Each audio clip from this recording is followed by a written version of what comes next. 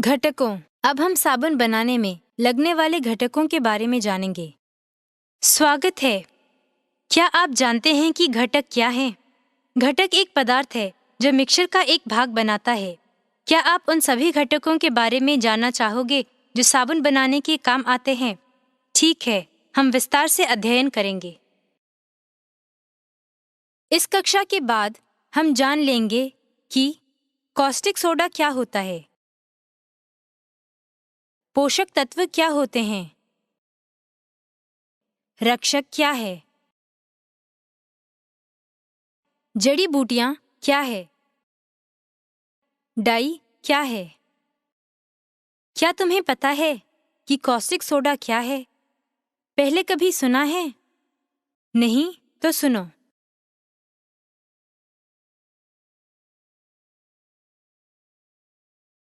Caustic soda एक रसायन है जो तेल या फैट अथवा वसा, चर्बी से प्रतिक्रिया करता है।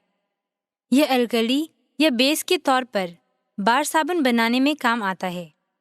तुम्हें कॉस्टिक सोडे का दूसरा नाम मालूम है? अंदाज लगाओ।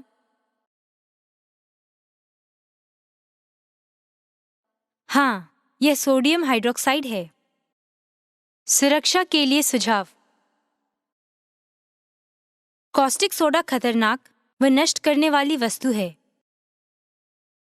इसे बहुत सावधानी से वापरने की जरूरत है। हमेशा चश्मा पहने, ग्लव्स पहने तथा वहां काम करें। कॉस्टिक सोडा का वहां इस्तेमाल करें जहां हवा और रोशनी रहती हो।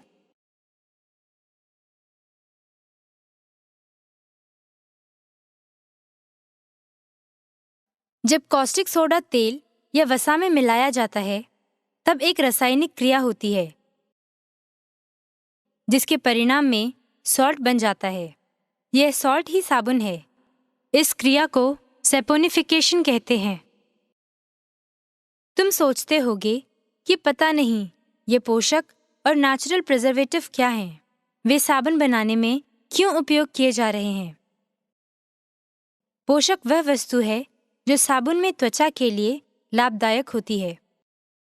आइए कुछ पोषक वस्तुएं व उनके गुण देखें। पहला, एलोवेरा। यह बहुत अच्छा नमी, कोमलता व चिकनाई देने वाला है।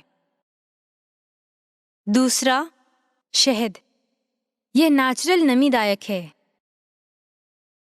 इसमें विटामिन सी, डी तथा ई जैसे कई पोषक तत्व हैं। तीसरा, ओटमील। ओट में त्वचा को कोमलतापूर्वक साफ करने का गुण होता है, विशेषकर संवेदनशील त्वचा को। यह खुजाल शांत करता है। चौथा, सीवीड। सीवीड एक अच्छी मॉइस्चराइजर अथवा नमीदायक है। इसमें पानी रोकने की क्षमता है। संरक्षक क्या है? प्रिजर्वेटिव अथवा संरक्षक वह नेचुरल या बनाए गए केमिकल हैं जो उत्पाद का माइक्रोब के द्वारा विघटन अथवा सड़न रोकते हैं। नेचुरल घटक अथवा हिस्से से साबुन बनाने में एक समस्या यह है कि वे शीघ्र ही सड़ने लगते हैं। इस समस्या का सरल समाधान यही है कि साबुन में प्रिजर्वेटिव मिलाए जाएं। प्रिजर्वेटिव मिलाना हमेशा जरूरी नहीं होता। यह इस पर निर्भर है कि कौन से तेल काम में लिए हैं और साबुन कब तक रखा जाना है।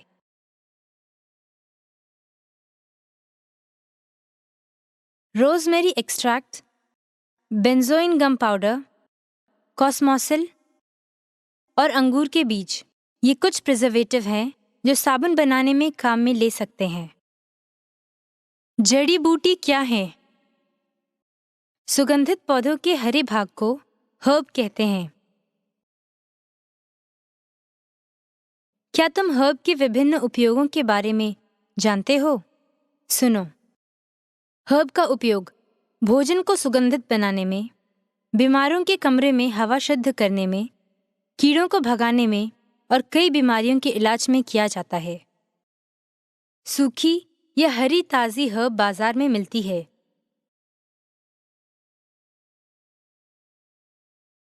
अपने बगीचे में उगाई जा सकती है और जंगल से भी ला सकते हैं। इनके बारे में जानकारी हो तो इन्हें साबुन बनाने में भी खुशी खुशी काम में लिया जा सकता है। कैमोमाइल का फूल। अब हर्ब्स के कुछ गुणों के बारे में जानें। साबुन में कैमोमाइल फूल की खुशबू आरामदायक तथा आरोग्यकारी है। कैमोमाइल फूल साबुत या पीसकर साबुन उत्पाद में मिलाए जा सकते हैं। पेपरमिंट की पत्तियां। पिपरमिंट की पत्तियां घरेलू सुगंधित साबुन के लिए एक वरदान है। अपने साबुन उत्पाद में इसे बारीक काटकर या पीसकर मिलाएं।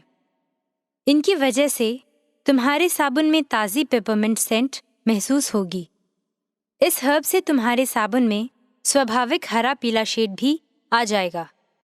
नीम, तुलसी, हल्दी, चंदन और एलोवेरा हर्ब भी तुम साबुन में इस्तेमाल कर सकते हो।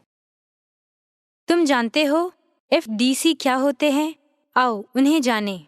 FDC डाई हर जगह पाए जाते हैं, तुम्हारे भोजन में, तुम्हारे मेकअप में और दवाइयों में। F का अर्थ है फूड, D का अर्थ है ड्रग और C का अर्थ है कॉस्मेटिक अथवा सौंदर्य बढ़ाने की वस्तु। हर डाई का एक नंबर भी होता है, जैसे पीला 5, हरा 8, लाल 40 वगैरह। ये रंग भोजन उद्योग में काफी लोकप्रिय हैं और कई तैयार खाद्य पदार्थों में मौजूद रहते हैं। FDC रंग बहुत श्रेणियों में मिलते हैं। ये पाउडर तथा तरल दोनों रूप में मिलते हैं। प्रति साबुन बट्टी इनकी लागत बहुत कम आती है। ये पिघलाकर उड़ेलने वाले साबुनों में ही मिलाए जाते हैं, क्योंकि ठंडे प्रकार से बनाए साबुन में ये ज्यादा टिकते नहीं। FDC डाई के पाउडर को पानी में मिलाकर घोल बना लें। तब मिलाएं जब सोप बेस हल्का हो या साबुन के घोल में मिलाएं। जरा सी मात्रा भी काफी असर करती है, इसलिए एक समय पर एक बूंद ही डालें। जो चमकता है वह अभ्रक माइका ही होगा। कम से कम साबुन व कॉस्मेटिक के बारे में यह सच है। अभ्रक डाई बनाने के लिए इस्तेमाल किया जाता है। कोल्ड प्रोसेस, हॉट प्रोसेस, पिघले हुए तथा उंडेलने वाले साबुनों में, किंतु कोल्ड व हॉट प्रोसेस में सभी प्रकार के माइका टिके नहीं रहते। इसलिए ज्यादा मात्रा खरीदने से पहले जांच कर लें। माइका एक खनिज पदार्थ है जो धरती से निकालकर बारीक पीसा जाता है। बाद में डाई तथा पिगमेंट से मिलाकर रंगीन बनाया जाता है। कोल्ड प्रोसेस सोप में माइका का प्रभाव सूक्ष्म है, यद्यपि इसकी चमक हल्की रहती है, परंतु यह कमाल का रंग प्रदान करता है। पिगमेंट, डाई तथा माइका के मेल से कई रंग बनाए जा सकते हैं। साबुन बनाने में इनका उपयोग आसान है, क्योंकि इनमें पिगमेंट की तरह गठाने नहीं पड़ती। ध्यान रहे कि साबुन में कॉस्मेटिक ग्रेड का सोडा ही वापरें। पिगमेंट। अभी तक आपने माइका और रंग कारक के बारे में मुख्य जानकारी ली। अब आप पिगमेंट के बारे में जानेंगे। साबुन बनाने में दो तरह के पिगमेंट चलन में हैं, अल्ट्रामेरीन तथा ऑक्साइड। साबुन बनाने की कोल्ड प्रोसेस में दोनों ही बहुत अच्छा परिणाम देते हैं। पहले पिगमेंट जमीन से निकाले जाते थे, पर इनमें हानिकारक अशुद्धियां के कारण अब ये निर्धारित मानकों के अनुसार प्रयोगशाला में बनाए जाते हैं। साबुन के घटक बेचने वालों से केवल कॉस्मेटिक ग्रेड पिगमेंट ही खरीदें। हम पिगमेंट के प्रकारों के बारे में जान गए हैं। अब देखेंगे कि साबुन बनाने में ये कितने महत्वपूर्ण हैं। अल्ट्रामेरीन तथा ऑक्साइड काफी टिकाऊ अथवा स्टेबल होती हैं। और सभी प्रकार की साबुन बनाने की विधियों में इस्तेमाल हो सकती हैं। पिघलाकर उंडेलने वाली या कोल्ड विधि या हॉट विधि में। अल्ट्रामेरीन तथा ऑक्साइड काफ़ी सस्ती हैं और बहुत से रंगों में मिलती हैं। पिगमेंट कलर गोल घुमाने में श्रेष्ठ रहेंगे क्योंकि वे बिल्कुल ब्लीड नहीं करते। ध्यान रखें कि रंग को अच्छी तरह मिला लिया गया है, नहीं तो रंग में गठाने पड़ सकती हैं। अब साबुन में प्रयोग होने वाली कुछ ऑक्साइड्स के बारे में जानें।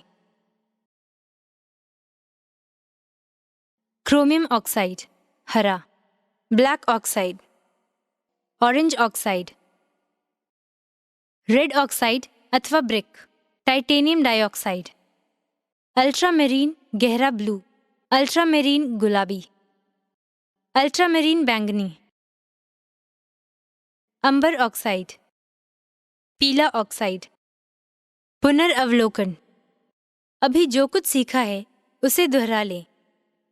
कॉस्टिक सोडा क्या है? कॉस्टिक सोडा एक रसायन है जो तेल तथा वसा पर क्रिया करता है। यह बेस या अल्कली है जो साबुन बार बनाने में काम आता है। पोषक क्या है?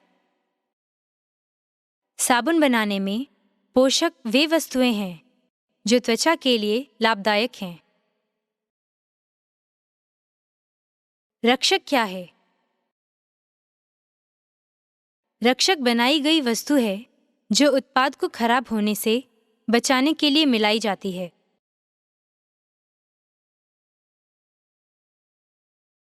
जड़ी बूटियां क्या हैं?